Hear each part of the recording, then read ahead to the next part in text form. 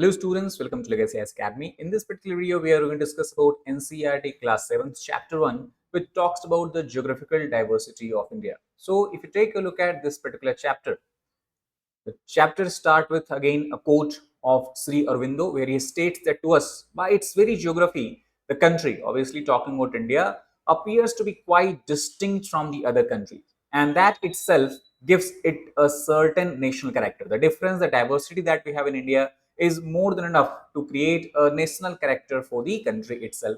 And you can see a very picturesque this shot of the Jog Falls is given here. Jog Falls, we have discussed about it in the last chapter, in class 6, chapter 3. It is located in the Karnataka and it is above the Shravati river in Karnataka as such. Power waterfall is converted to electricity. Hydroelectricity is produced here. Hydro means water, and through the spatial turbines, in waterfall, the kinetic energy is converted into the generation used for the generation of electricity. Now, two big questions that this chapter try to answer. First, what are some key geographical features of India? We'll try to understand the diversity of India. Second is, how does India's geographical diversity affect our life?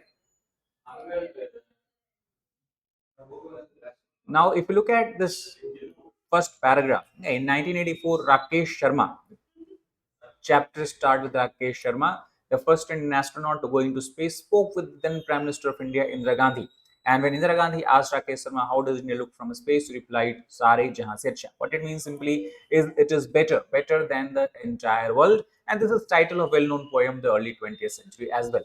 Now, if you look at some of the basic facts about India as a country, all across the world, if you compare, India stands as the seventh largest country with a total area of roughly 3.2 million square kilometers as such. And along with its neighbor Pakistan, Bangladesh, Nepal, Bhutan, Sri Lanka, it forms the region. The region itself is called as Indian subcontinent. Subcontinent because it is a large continental landmass if you look at all these countries collectively, and it is part of the continent of Asia as such. But for the purpose of discussion of diversity of India, we can classify into several zones. The first is in the north, you will find the Himalayas, which is referred as a Great Mountain Zone. Further to the south, we have the plains of Ganga, Indus. Then to the west, near the Pakistan border, you'll find the desert region. Then in the south, you'll find peninsula. And then apart from the mainland of India, you'll also have two group of islands, that is in the west and east. In this chapter, we'll try to understand and have a bird's eye view of all this entire region. The first region that we are going to discuss about is the Himalayan mountain range located in the northernmost part of India. Thar Desert and Arabian Sea makes up the western limit of India. To the south, Indian Ocean, and to the east, the Bay of Bengal definitely forms a natural boundary. These geographical features create a separation between India and the rest of the continent and have played a crucial role in shaping India's climate, culture, and history as such. Now, let us try to start the discussion with the northernmost geography of India, that is Himalayas. So, if you look at this satellite image of Himalaya, you can see how extended it is, all the way from west to east for a distance of almost 2,500 kilometers, and it resembles a kind of a massive wall. Now, can you guess the altitude at different point of the Himalayas? The answer is obviously it becomes quite difficult if you look from the satellite view. So for guessing altitude, you need to have a basic understanding. Now, if you talk about the Himalayas, interestingly, many of the peaks in Himalayas are over 8,000 meters in height, and together they are called as 8,000. That's why it also attracts a lot of tourists from all across the world who want to carry out mountain expedition as such. And not only Himalayas is a part of India, but the mountain range is stretched across 6 different countries. These countries are India, Nepal, Bhutan, China, Pakistan, and Afghanistan. Can you name the highest mountain in the world? Definitely, it is the Himalayas. Himalayas are considered as the highest mountain in the world. And because the elevation is so high in the upper part of Himalayas, what you see? You see the accumulation of snow. You have the development of glaciers. And in the summer, when these glaciers melt, it feeds the river system of Himalayas, which mainly is three types: Ganga, Indus, and Brahmaputra. These rivers are very important. We can say it is the lifeline of people living in the foothills of Himalayas, as the water is used for a variety of purposes, whether it is drinking, whether it is farming, or even for industrial uses as such. And since Himalaya has such a large number of glaciers, it feeds so many rivers, large rivers of the world. It is also large rivers of Asia. It is also called as the water tower of Asia. Water tower means that is from Himalayas we have the flow of river in the downward direction. Plus, Himalayas also are important from the cultural perspective. It is considered as sacred. Many places in Himalaya are considered as sacred, temples and monasteries you would find have been developed everywhere as such. So if you look at some of the interesting facts here, the Bhagirath River is believed to be a major tributary of Ganga. Actually, from the Gomukh is a place, Gomukh because it resembles the mouth of cow. So from Gomukh in the Uttarakhand Himalayas, Bhagirathi originates, and the glacier which feeds the river is called as Gangotri Glacier. Gangotri Glacier is considered as one of the largest in the Indian Himalayas, and considered as what you can call as, it is considered sacred and attracts many pilgrims. Gomukh is also a popular trekking destination. Next time you see the Ganga, remember its journey begin here. Now, question is how Himalayas are formed, and that we can simply understand by looking at this map itself.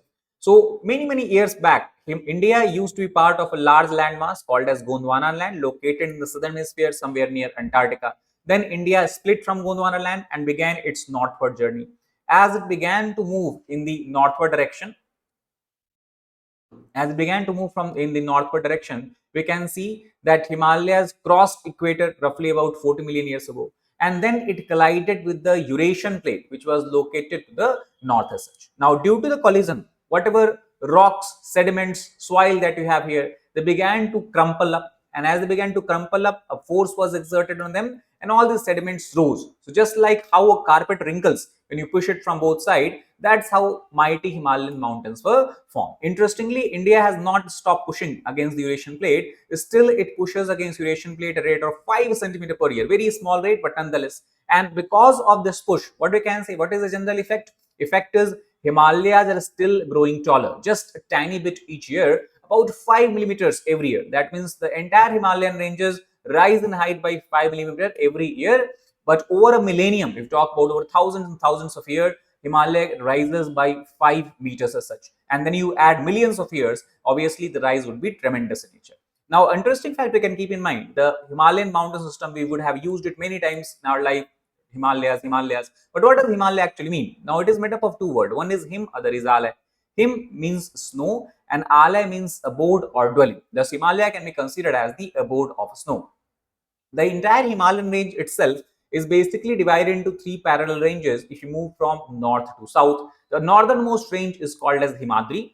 Also, it is called as Greater Himalaya. It is the highest most range and the most rugged. Rugged means you have very uneven kind of relief as such. And it is in this range you'll find the tallest most mountain of the world, such as Mount Everest, or in India, the tallest section of Himalaya is referred as Kanchenjunga in Sikkim as such. And because they're very high in elevation, most of the time they are covered with snow as such. Life obviously here is tough for people and also for many animals, and that's why there are not too many human settlement. The second range that lies parallel to the south of Great Himalaya is called as Himachal, also called as Lower Himalayas. They have more moderate climate because height here is in the range of 3000 to 4000 meter, and that's why it allows development of rich biodiversity and large scale human habitation. Popular hill stations such as Nainital, Darjeeling, Shimla, Mussoorie, all of these are located in this region as well. And then the southernmost range of Himalayas lying parallel to the south Himachal Himalaya is called as Shivalik Hills, also referred as Outer Himalayas. These are the lowermost range and also the outermost range. And these consist of rolling hills. Rolling hills means the topography of this entire area would resemble something like this. You have one hill after other in a kind of this fashion. These foothills are also because rich in wildlife. You have sufficient enough temperature, sufficient enough rainfall, and overall it acts as a transition zone between the Himalayan mountain system and the Gangetic Plain. Because once you cross the Shivalik to the south, you would enter into the Gangetic Plain. Gangetic Plain is also called as the Northern Plain. Now, a few interesting facts is mentioned here. For example, in the mountainous area, especially of Western Himalayas region, there is Kaat Kuni or Dhajji Devari. This is the name of the style in which houses are generally built as such. In these kind of houses, there is a combination of materials such as stone is used, wood is used, which not only keeps the house warm but also resists damage in the event of mild to moderate earthquake. Now, Great Himalayan National Park is located in the state of Himachal Pradesh, and it has a wide diversity of flora and fauna. Some example of this is shown in the map here. So, for example, you can talk about a bird species that is Himalayan monal. You'll find snow leopard here. You'll also find Ladakh. In Ladakh, you'll find monasteries. Monasteries is where Buddhist people pray. So, place of worship we can say. Byas River is shown here. snow leopard, as you can see, a display of produce in a local market in the Himalayas. Rhododendron, you can see this is the rhododendron that is found in the higher elevation Himalayas, and basically it is a type of flower through which sharbat, that is a sweet drink, is made as such. Now, the Great Himalayan National Park has been classified as a World Heritage Site by the UNESCO. The biodiversity of the park is being preserved by government as well as village communities that live inside of India. Now, in the Himalayas also you'll find the cold desert of India. Now, it is interesting fact because whenever you think of desert, what it comes into mind is hot landscape with high temperatures, sandy areas. But desert is not only hot desert, they are also cold desert. Ladakh in Himalaya is an example of cold desert, and you can understand how extreme is the climate because in winter temperature might drop very well to minus 30 degrees Celsius. Now, why it is desert? The reason is because limited, very limited to little rainfall is experienced here. Landscape is rugged. Overall terrain, if you see, it is having kind of rocky terrain, deep valleys you will find here, and many lakes also are found. One of the most famous lake you'll find here is called as Pangong. So Pangong Lake, because so is a mountainous word that means Ladakhi word that means lake itself. Now, because if you take a look at the photograph of this Ladakhi landscape, you can see that it resembles the landscape of moon. That's why Ladakh also many times is referred as moonland. Geologists explain the formation of this terrain as is saw here by the fact that the mountains were folded in the Indian landmass, as we have discussed, collide with the Eurasian landmass.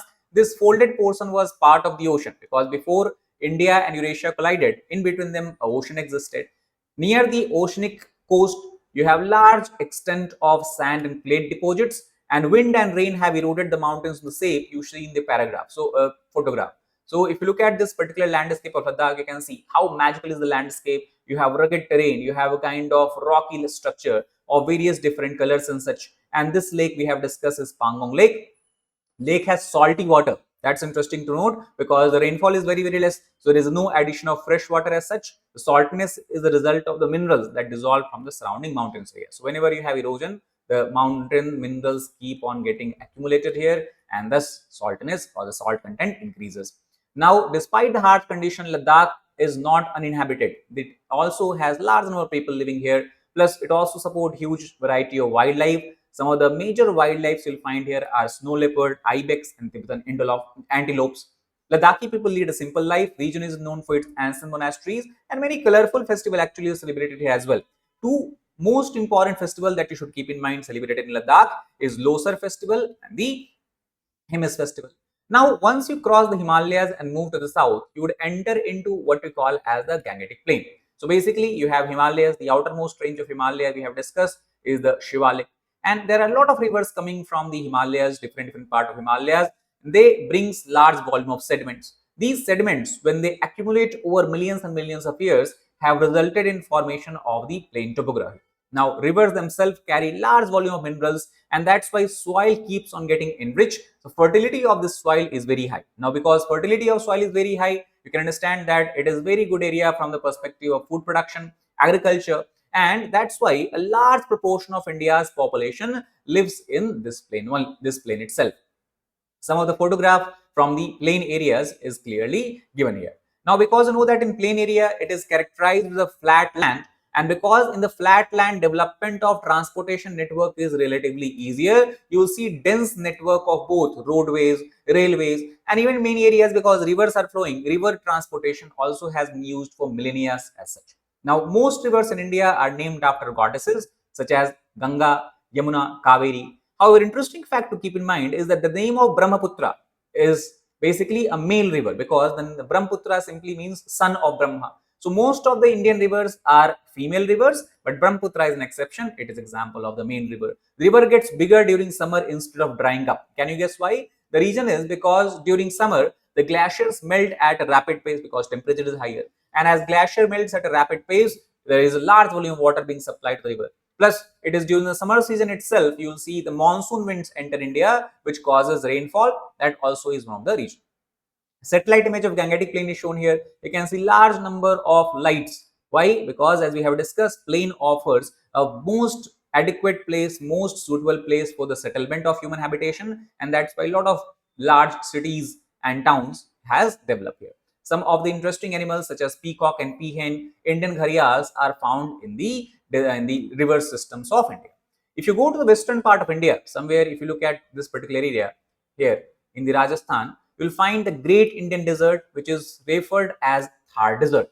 This Thar Desert, as you can see from the picture itself, is made up of yellow color sand, and this yellow color sand stretches all the way from India to Pakistan as such. Now, in the Thar Desert of India, you will find a unique structure which are referred as sand dunes.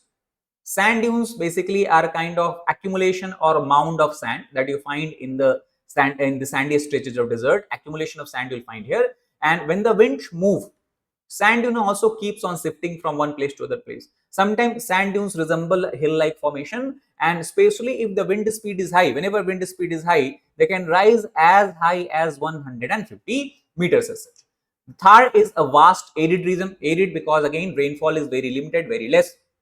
Most of it lies in India, spanning the states of Rajasthan, Gujarat, parts of Punjab and Haryana. Very interesting fact to mention. Many times when we think about Thar Desert, it comes to our mind that it is only located in Rajasthan, but it is not correct. Thar Desert is spread across 4 states of India: Rajasthan, Gujarat, Punjab, Haryana. Very, very important from exam perspective.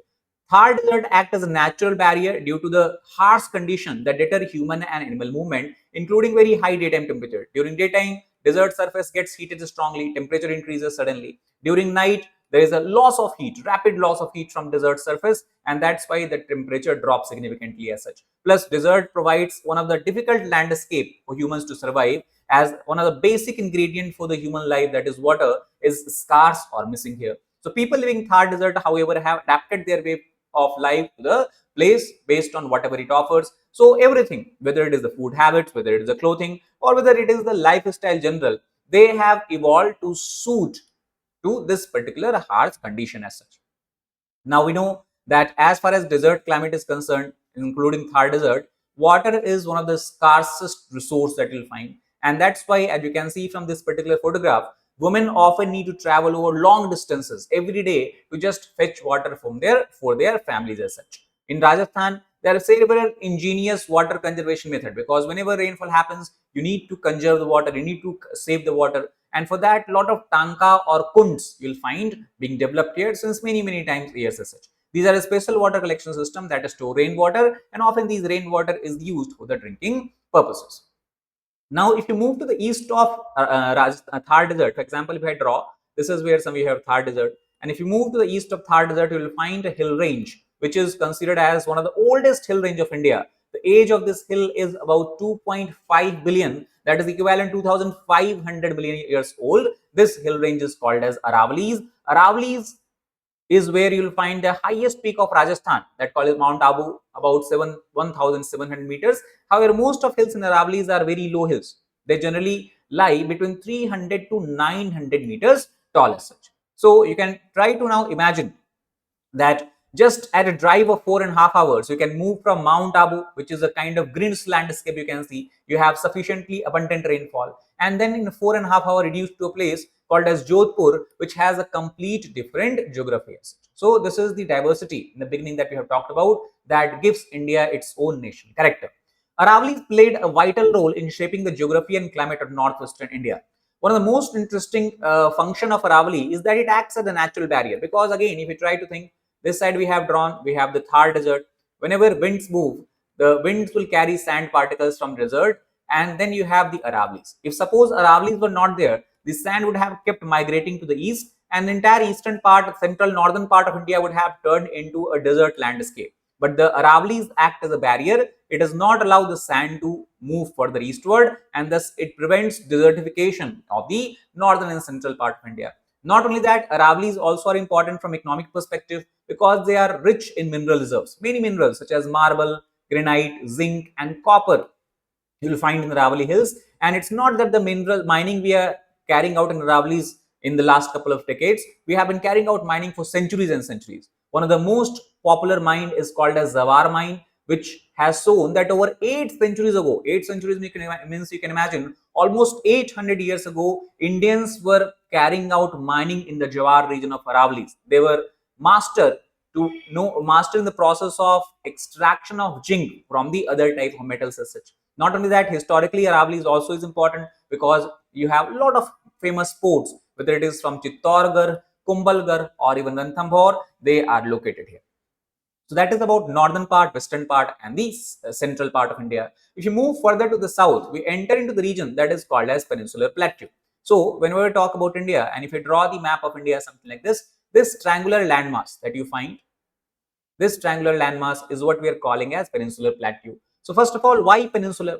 Peninsula is a term given to such piece of land that is surrounded by water on three sides. So if you look here, this side you will find Arabian Sea, this side of the land you will find Bay of Bengal, and to the south you will find Indian Ocean. So that means we can say this part of India is surrounded by water from three sides. That's we are calling it peninsula. And in the characteristic of landform, they exhibit plateau-like characteristic. Remember, in the last class we have discussed, last chapter of class 6, that plateau is such kind of landform that rises up from the surrounding land and has more or less flat surfaces. Some of its sides are often steep slopes as such. So India has several plateaus. The most important, as we have discussed, the Peninsular Plateau in the south. Now, to the west of Peninsular Plateau, suppose this is the Peninsular Plateau.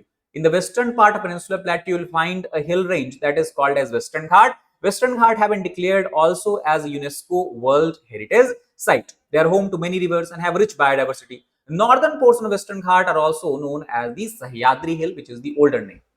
On the other hand, if you go to the east part of this peninsular plateau, you will find other mountain range called as Eastern Ghats. Eastern Ghats are relatively low and are broken into smaller hills along the eastern coast. Between these mountain ranges lies the Deccan Plateau. Deccan Plateau is in the central part of this. On this side you have Western Ghat, this side you have Eastern Ghat, and the central part is what we are calling as Deccan Plateau. It is a vast area, very large area made up of flat highlands as such. From Western Ghat emerges a lot of rivers, important peninsular rivers of India such as Godavari, Krishna and Kaveri, and then flow across the plateau from west to east direction. These rivers are important for farming and provide water to millions of peoples of India. So how Ganga, Indus, Brahmaputra feeds water to the people of northern India, in similar way Godavari, Krishna, Kaveri is significant for the people living in the peninsular or southern part of India.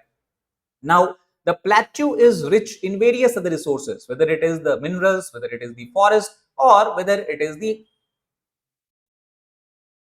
fertile land, making it vital for India's economy.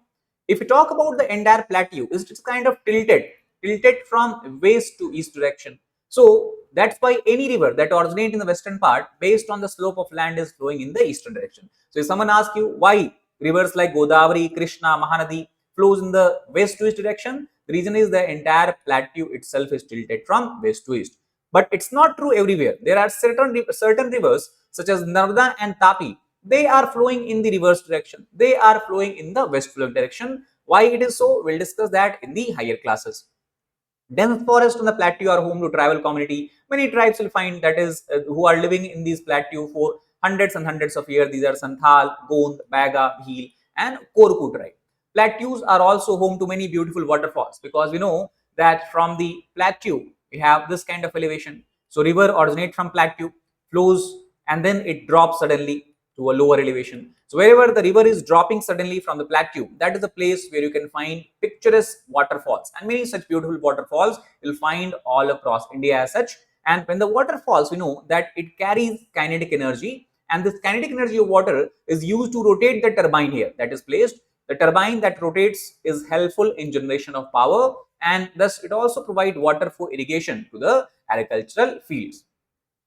If you talk about some of these photographs here, lion-tailed macaque, one of the most famous animal found in the Western Ghat. King cobra is found in the Western Ghat as well. This is an insectivorous plant. So you can see that is found in Western Ghat. Insectivorous plant means it feeds upon the insects. It catches small insects in sticky traps. It has a kind of glue-like extrusion.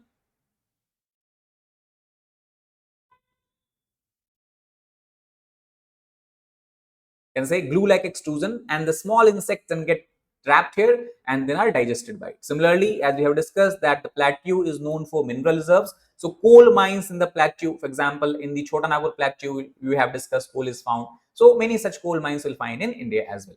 Now, along both sides of the Western Ghat, Eastern Ghat, you will find amazing coastline of India. India's coastline is dotted with beautiful beaches, rocky cliffs, and lush green forest. Again, if I draw a map of India here, so here you have the Western Ghats. This side we have seen, you have the Eastern Ghat.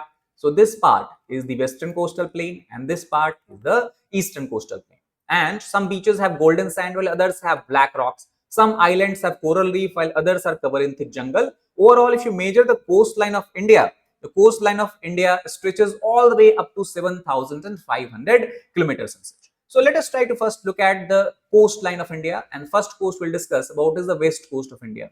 So west coast is stretching all the way from Gujarat in the north to Kerala in the west, and in between it passes through several states such as Maharashtra, Goa and Karnataka. Most rivers here originate in the western Ghats, flow swiftly and form estuaries. Estuaries basically refer to a place where the fresh water carried by river meets the salt water of the sea. The coastline is shaped by alluvial deposit from short rivers and features coves, creek, estuaries. These are the names of landform we'll discuss in detail later, which you'll find along the western coast of India.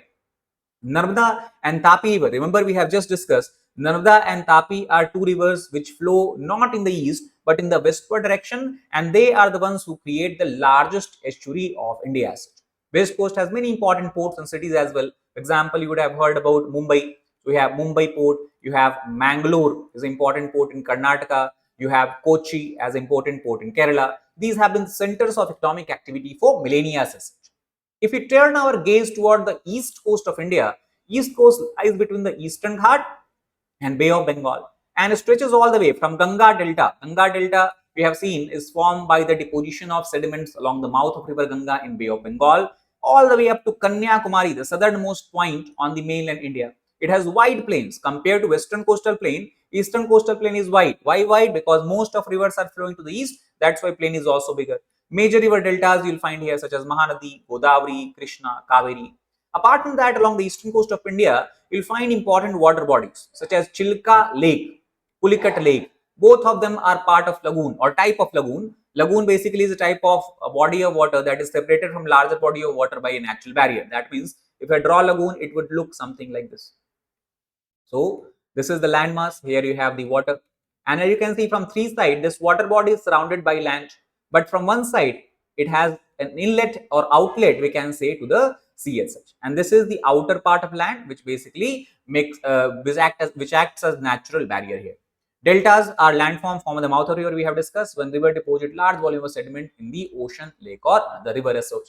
Over time, these sediments keep building up, forming a triangular or fan-shaped area. Godavari, Krishna, Kaveri, Mahanadi. These rivers also create fertile delta because imagine these rivers are bringing fertile sediments, and whenever these sediments are deposited, basically there is large volume of nutrient available in the soil, which can be an ideal land for farming as such. So this is about the mainland of India. If you turn our gaze along the Arabian Sea and Bay of Bengal, you will find that we have two major group of islands. One group which is called as Lakshadweep in the Arabian Sea.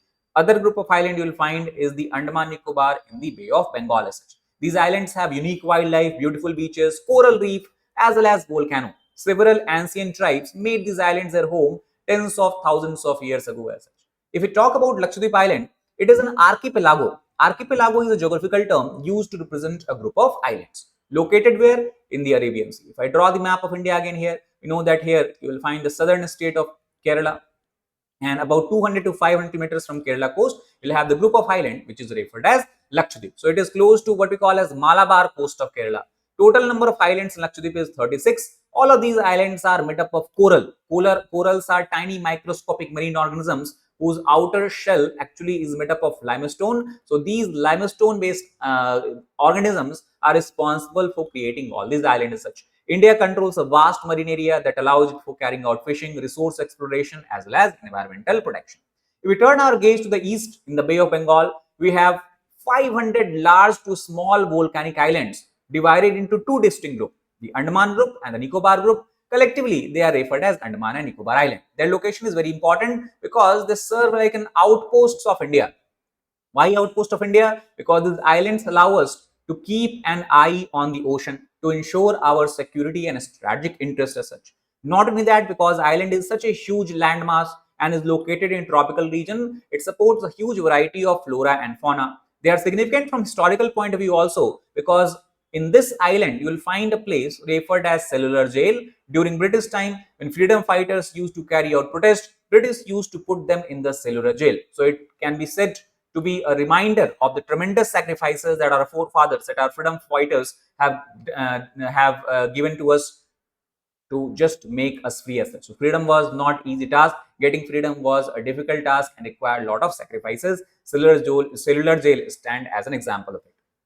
Now, interestingly, in the Andaman Nicobar Island, you will find the only active volcano of India that is called as Barren Island. It sometimes erupts, sending a smoke and lava into the sky. And one such aerial photograph you can see from here. This is the mouth of volcano, and through that you can see all the ash and dust particles are being thrown out. Then, if you look to the northern part of India in the coast, you will find delta. Delta of the West Bengal and Sundarban is important to discuss because as we travel back from island toward the eastern side of Himalaya by the Bay of Bengal, we come to the Sundarban, located in the delta of Ganga and Brahmaputra. Ganga river is flowing to the south, and the Brahmaputra river also is flowing to the south, and they discharge their water in the Bay of Bengal, plus they deposit sediment near their mouth. Due to continuous sediment deposition, deltaic structures have come into existence here. And delta is a region where you have unique combination of sea and land because fresh water is being supplied by river while the sea water is supplying the salty or saline water. About half of it is located in India and the rest is in Bangladesh. The mangroves of delta you will find here is also referred as Sundarban. Sundari tree you will find here. That is why Sundarban in West Bengal. It has been declared as a UNESCO heritage site as well. Sundarbans are home to many species including the Royal Bengal tiger. So that's all about the deltaic region of India. Now, if we talk about the northeastern part of India, several unique landforms you will find there as well, such as Seven Sister Waterfall in Meghalaya. Shagshuk Monastery Festival is celebrated by Khasi people living in the Meghalaya as such, and living root bridges. Very interesting structure you will find here. These are the example of living root bridge that people create in the Meghalaya, and one example of such bridge from the Nongriat village. Its photograph is printed here. Now, we can also take a look at the hills of Northeast. When we talk about Northeastern India, it is made up of total 7 important states such as Arunachal Pradesh, Nagaland, Meghalaya, Mizoram, etc. And Garo Khasi Jayantia hills are part of Meghalaya, located somewhere in this part. These hills are part of Meghalayan plateau, known for lush greenery, heavy rainfall. Actually, the wettest place in the world you will find is in the Meghalaya, and because of sufficiently high temperature, abundant copious rainfall, region experiences one of the highest rainfall, making it rich in forest, unique wildlife, and fertile land as such. Now, interesting fact is given here about the Molin Ong village, situated in the East Khasilo, Meghalaya. It is referred as the cleanest village in Asia as such. This picturesque village is famous for its well-maintained cleanliness, bamboo dustbin, eco-friendly living practices. The village is also known for its living root bridge, which is created by weaving true roots over the course of many years. So it's not that within a couple of years you can create such living root bridge. One root bridge can take 100 to 200 years to develop fully as shown in this particular photograph as such, but it definitely is an example of the craftsmanship of the tribes of northeastern India. Now, some interesting fact before ending this chapter we can discuss. India gives its name to the subcontinent it is part of. That's why it is also called as Indian subcontinent. However, Indian subcontinent does not only consist of India, it also consists of the countries we have discussed like Bangladesh, Pakistan, Sri Lanka, Nepal, etc. It has many diverse geographical features. You start from north, you have snowy Himalayas. West, you have the Thar Desert. Plains are watered by large number of rivers coming from Himalayas. There is a peninsular plateau in the south, with the Arabian Sea in the west and the Bay of Bengal in the east. These diverse geographical features have created a variety of conditions with respect to evolution of variety of soil, flora, fauna, life, as well as economic opportunities. And that's why we can say that India or Indian landmass has honed a rich culture. These geographical features have played important role in shaping our civilization. So these are the basic facts we have to study in this particular chapter. That's all for this particular chapter. We'll meet soon with the second chapter of class 7th NCERT. Thank you very much.